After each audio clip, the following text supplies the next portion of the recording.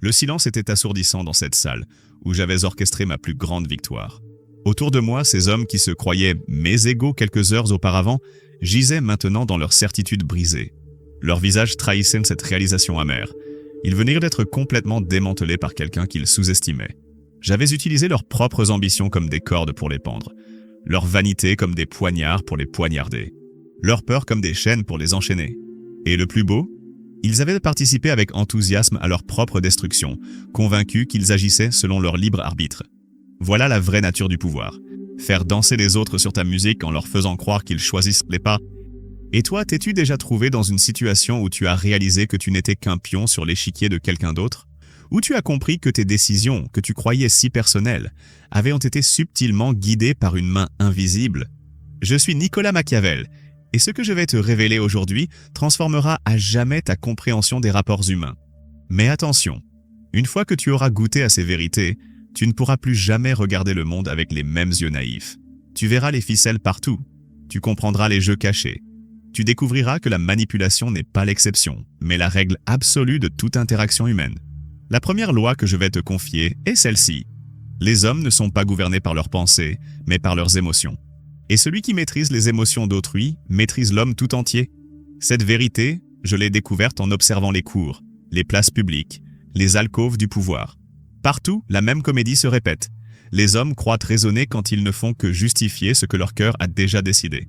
Ta première arme n'est pas la force brute, ni même l'intelligence pure. C'est ta capacité à identifier l'émotion dominante de ton interlocuteur et à la retourner à ton avantage.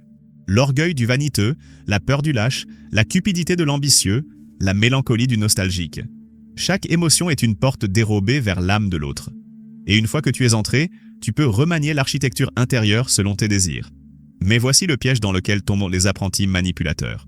Ils tentent de créer des émotions nouvelles chez leur cible. Erreur fatale.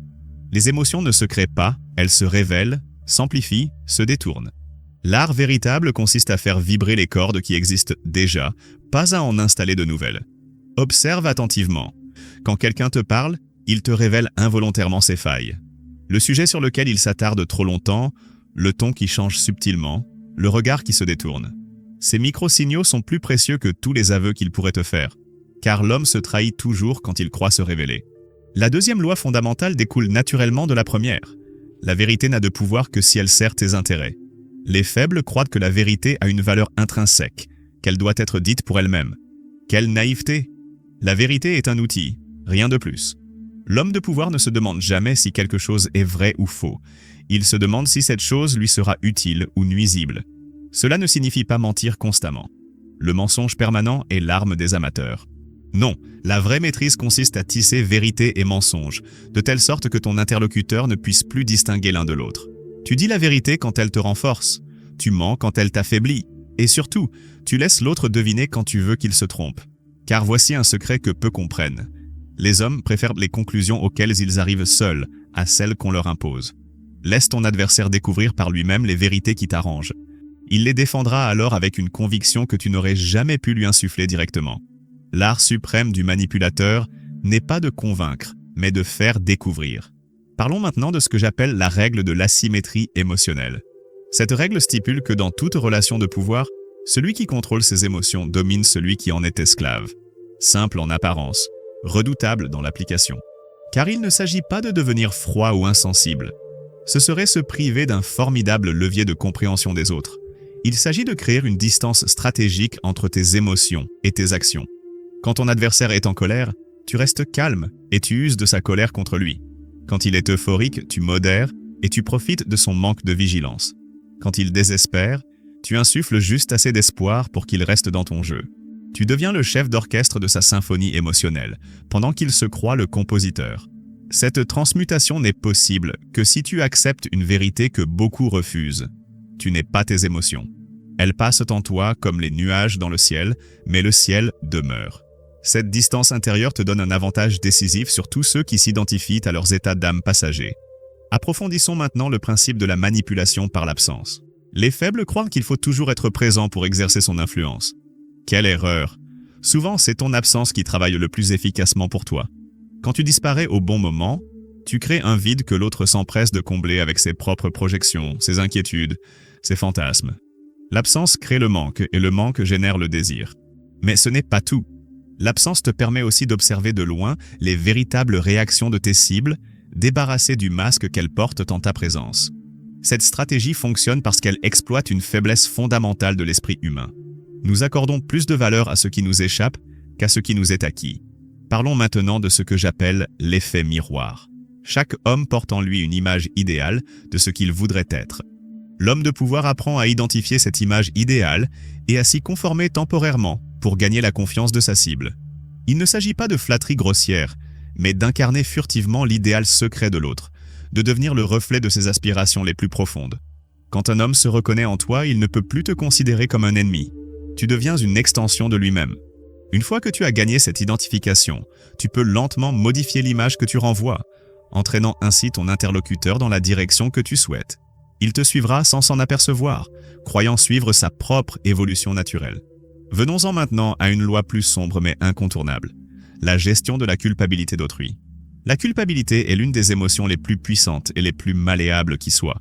Elle paralyse, elle aveugle, elle pousse aux actions les plus irrationnelles. Celui qui sait l'instiller et la diriger possède un pouvoir considérable. La culpabilité naît toujours d'un décalage entre les actions d'un individu et l'image qu'il a de lui-même. Plus cette image est noble et exigeante, plus la culpabilité potentielle est forte. Voilà pourquoi les hommes les plus vertueux sont souvent les plus manipulables. Leur propre exigence morale devient leur talon d'Achille. Pour installer la culpabilité, tu n'as pas besoin d'accusation directe. Souvent, un simple contraste suffit. Montre-toi désintéressé quand l'autre est cupide, généreux quand il est avare, courageux quand il est slash. Ce contraste créera chez lui un malaise qu'il tentera de résoudre en se rapprochant de ton exemple. Tu deviens sa conscience extérieure. Abordons maintenant une stratégie plus subtile, l'art de créer des dépendances invisibles. La dépendance évidente répugne aux hommes fiers, mais la dépendance cachée les séduit. Il s'agit de rendre les autres dépendants de toi sans qu'ils s'en aperçoivent, en te rendant indispensable à leur bien-être ou à leur réussite. Cette indispensabilité peut prendre 1000 formes. Tu peux être celui qui détient l'information cruciale, celui qui possède les bonnes relations, celui qui comprend les mécanismes complexes, celui qui apporte la solution aux problèmes récurrents. Plus les autres dépendent de toi, plus ils ont intérêt à te maintenir dans une position favorable. Ils deviennent eux-mêmes les gardiens de ton pouvoir. Passons maintenant à un principe que peu osent avouer, l'exploitation des contradictions internes de chacun. Tout homme est un tissu de contradictions. Il proclame certaines valeurs et en pratique d'autres. L'art ne consiste pas à dénoncer ces contradictions. Ce serait vulgaire. L'art consiste à les utiliser pour créer des tensions internes chez ton interlocuteur. Tensions qu'il tentera de résoudre en adoptant les comportements que tu désires. Si quelqu'un se vante d'être généreux, mais agit de manière mesquine, place-le dans des situations où sa générosité prétendue sera mise à l'épreuve. Il sera forcé soit d'agir généreusement pour maintenir son image, soit de révéler sa vraie nature. Dans les deux cas, tu obtiens des informations précieuses ou des comportements favorables. Évoquons maintenant une technique redoutable, l'art de la confession inversée. Au lieu de chercher à obtenir des informations par l'interrogatoire, tu livres toi-même des confidences calculées qui poussent l'autre à se confier en retour. L'homme a une tendance naturelle à la réciprocité. Si tu lui révèles un secret, il se sentira obligé de partager le sien. Mais attention, les confidences que tu livres ne doivent jamais être réellement compromettantes pour toi. Il s'agit de révélations contrôlées, choisies pour créer une impression d'intimité sans t'exposer véritablement. Tu peux avouer des faiblesses mineures pour cacher des défauts majeurs, révéler des peurs dérisoires pour masquer tes vraies craintes. Cette technique retourne la dynamique habituelle du pouvoir. Au lieu d'être celui qui demande, tu deviens celui qui donne.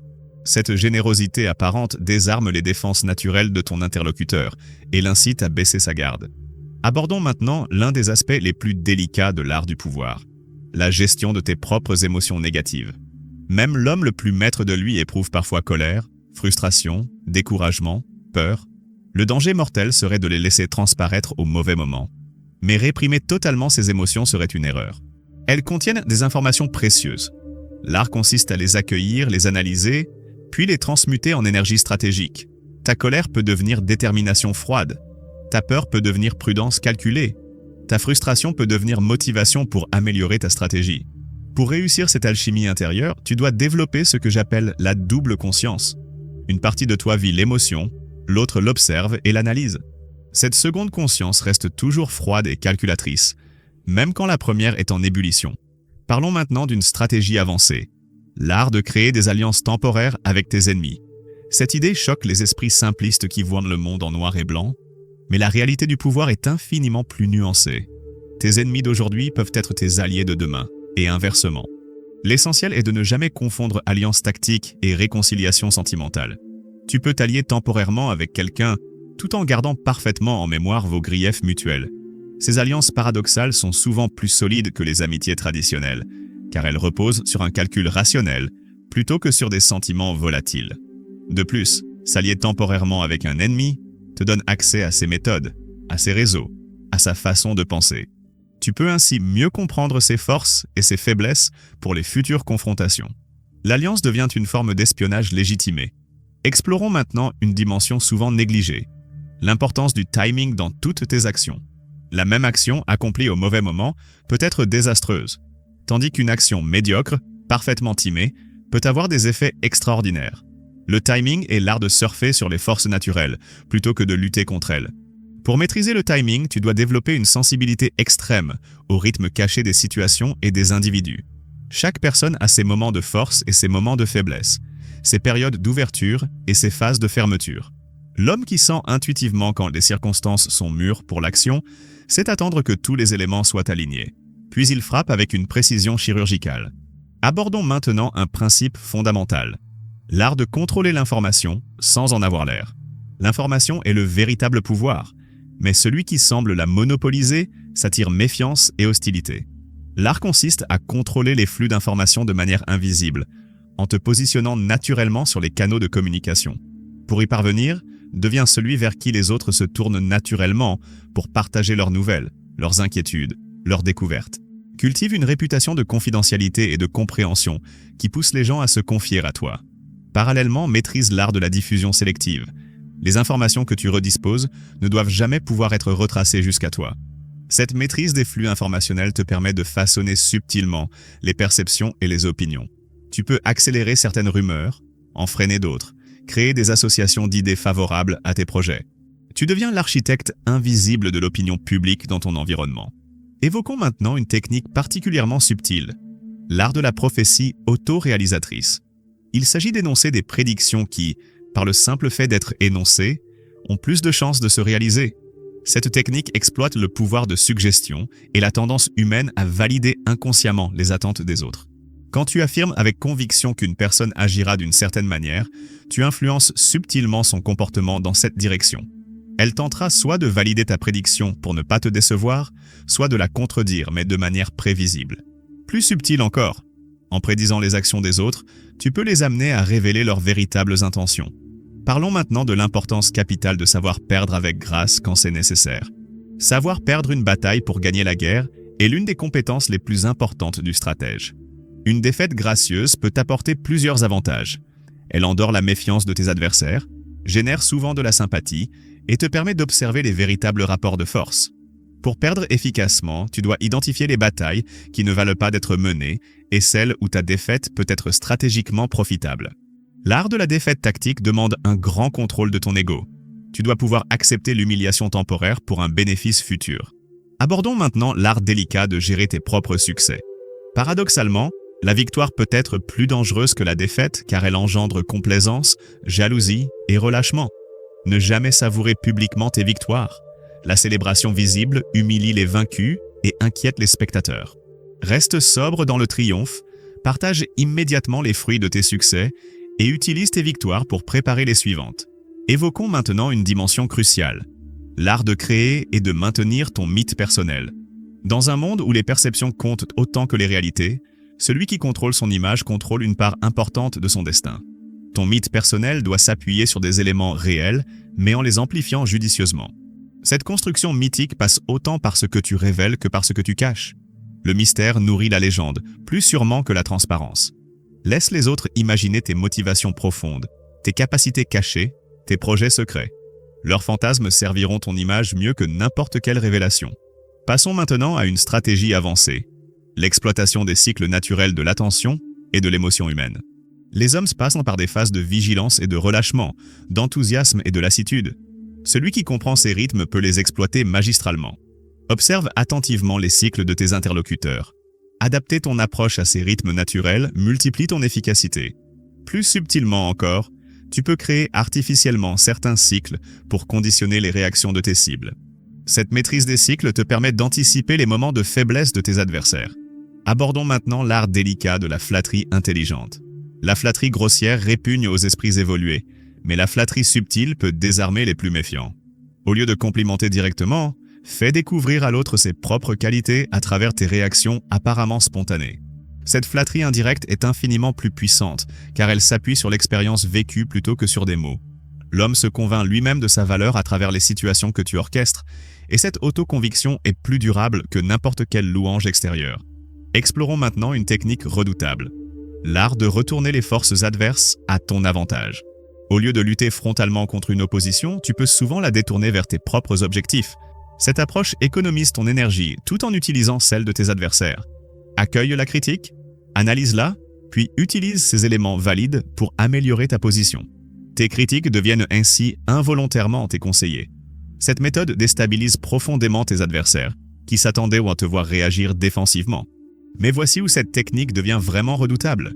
Tu peux transformer l'hostilité même de tes ennemis en carburant pour ton ascension. Chaque attaque contre toi révèle les véritables craintes de celui qui l'émet. Chaque critique masque une insécurité. Chaque tentative de te rabaisser trahit un sentiment d'infériorité. Cette intelligence des motivations cachées te donne un avantage psychologique considérable. Prenons l'exemple de la jalousie. Quand quelqu'un t'attaque par jalousie, ne te contente pas de repousser l'attaque. Utilise cette jalousie comme confirmation de ta valeur, comme preuve que tu possèdes quelque chose que l'autre désire ardemment. Puis, subtilement, fais-lui entrevoir la possibilité d'obtenir une parcelle de ce qu'il convoite en collaborant avec toi plutôt qu'en te combattant. Cette alchimie transformatrice s'applique à toutes les forces négatives. La peur de tes adversaires devient ton bouclier. Leur colère devient ton énergie. Leur mépris devient ta motivation. Tu ne subis plus les forces hostiles. Tu les métabolises pour devenir plus fort. Parlons maintenant de l'importance cruciale de cultiver des sources d'informations diversifiées. L'homme qui ne dépend que d'un seul canal d'information est à la merci de ceux qui contrôlent ce canal. Ces sources doivent être nombreuses, mais aussi variées dans leur nature et leur motivation. Cette richesse informationnelle te donne une vision panoramique des situations et te permet d'anticiper les évolutions que d'autres ne voient pas venir. Mais attention, l'information brute ne suffit pas. Tu dois développer ce que j'appelle l'intelligence stratégique de l'information. Cela signifie non seulement collecter des données, mais surtout comprendre leur signification profonde, leurs implications cachées, leurs connexions invisibles. Une information apparemment anodine peut révéler des bouleversements à venir pour celui qui sait la décrypter. Apprends à distinguer l'information qui circule de celle qui ne circule pas. Souvent, ce qui n'est pas dit en révèle plus que ce qui est proclamé. Les silences, les omissions, les évitements sont autant de signaux que les non-initiés négligent. Développe ton oreille pour ces fréquences cachées de la communication humaine. Plus subtil encore, crée tes propres canaux de désinformation contrôlés. En diffusant stratégiquement certaines informations fausses ou trompeuses, tu peux tester la loyauté de tes sources, identifier les fuites dans ton réseau et même orienter les décisions de tes adversaires vers des choix qui te servent. L'art suprême consiste à faire croire à tes ennemis qu'ils possèdent des informations privilégiées, qui les mènent exactement où tu veux qu'ils aillent. Abordons maintenant l'art délicat de gérer tes propres erreurs. Même l'homme le plus habile commet parfois des erreurs. L'art véritable consiste à les transformer en opportunités d'apprentissage et parfois même en avantages stratégiques. Reconnaître rapidement tes erreurs, distinguer celles que tu dois avouer de celles que tu dois garder secrètes et utiliser tes erreurs passées pour créer des liens avec d'autres. Évoquons maintenant une dimension souvent négligée, l'art de cultiver ta résilience intérieure. La résilience n'est pas une qualité innée, c'est une capacité qui se développe. Cette résilience repose sur une acceptation profonde de l'impermanence et sur le développement de l'indifférence active. La capacité de rester détaché émotionnellement des résultats tout en agissant avec la plus grande détermination. Parlons maintenant de l'art subtil de créer des précédents favorables. En établissant des précédents qui te sont favorables, tu influences les décisions futures sans avoir besoin d'intervenir directement. Cette création de précédents demande une vision à long terme et la capacité de faire paraître ces précédents comme des évolutions naturelles. Explorons maintenant l'art de la négociation indirecte. Souvent, les négociations les plus importantes ne ressemblent pas à des négociations.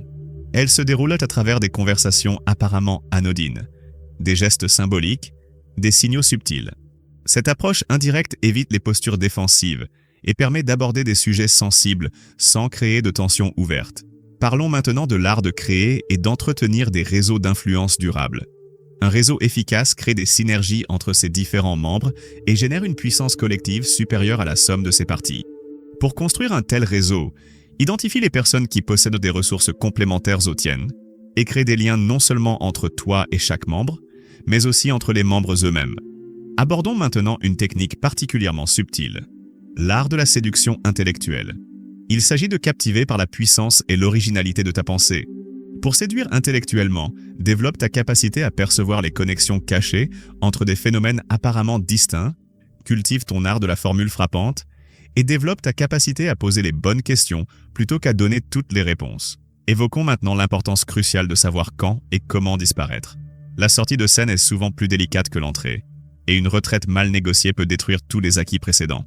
Une bonne disparition doit paraître naturelle, voire inévitable. Prépare toujours plusieurs scénarios de sortie et fais-le progressivement plutôt que brutalement. Mais il existe une forme de disparition encore plus subtile, la disparition sélective. Tu ne disparais pas complètement, tu te rends invisible aux yeux de certaines personnes, tout en restant parfaitement visible pour d'autres. Cette invisibilité stratégique te permet d'observer sans être observé, d'agir sans subir les conséquences sociales de tes actions. Comment y parvenir? En cultivant l'art de l'insignifiance apparente. Dans certaines situations, il vaut mieux paraître fade, moyen, sans intérêt particulier. Cette banalité de surface te protège des regards scrutateurs et te permet d'opérer dans l'ombre. Les gens ne surveillent pas ce qu'ils considèrent comme inoffensif. Cette technique est particulièrement efficace dans les environnements hiérarchiques où le pouvoir réel ne correspond pas toujours au pouvoir apparent. Pendant que tes rivaux se battent pour les positions visibles et prestigieuses, tu peux t'emparer discrètement des leviers de contrôle réels. Les flux d'informations, les processus de décision, les réseaux d'influence informels. L'art de l'invisibilité stratégique consiste à être simultanément partout et nulle part. Présent dans toutes les conversations importantes mais jamais identifié comme leur instigateur. Informé de tous les développements cruciaux mais jamais perçu comme une menace. Cette position d'observateur privilégié te donne un avantage inestimable sur tous ceux qui évoluent comme sous les feux de la rampe. Pour conclure ce manuel que j'ai voulu sans concession, laisse-moi te confier l'ultime secret. L'art véritable du pouvoir consiste finalement à n'en avoir plus besoin.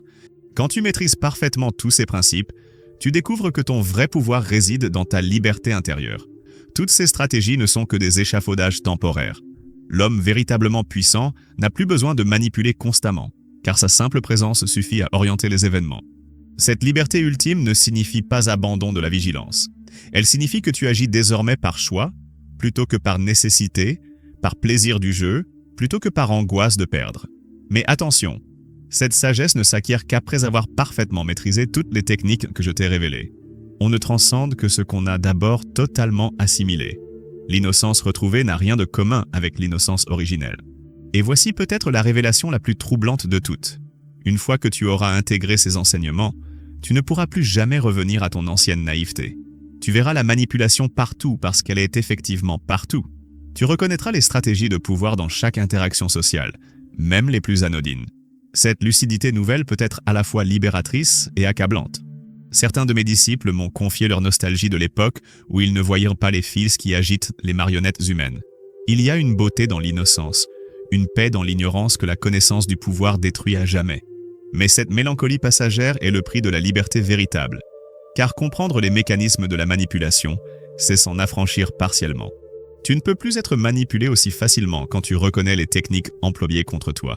Tu deviens un joueur conscient dans un jeu que tu subissais auparavant. Cette conscience te donne le choix. Participer au jeu ou t'en retirer, manipuler ou résister à la manipulation. Le véritable maître du pouvoir choisit ses batailles. Il n'use de la manipulation que quand elle sert des fins qui lui tiennent vraiment à cœur. Pour le reste, il peut se permettre l'authenticité, la générosité, la vulnérabilité même. Ces moments de vérité deviennent d'autant plus précieux qu'ils sont rares et choisis. Alors, que feras-tu de ces révélations? Les utiliseras-tu pour dominer tes semblables ou pour mieux te comprendre toi-même? Chercheras-tu le pouvoir sur les autres ou la liberté intérieure? Ces questions, toi seul peux y répondre. Moi, je t'ai donné les outils. À toi maintenant d'en faire un art.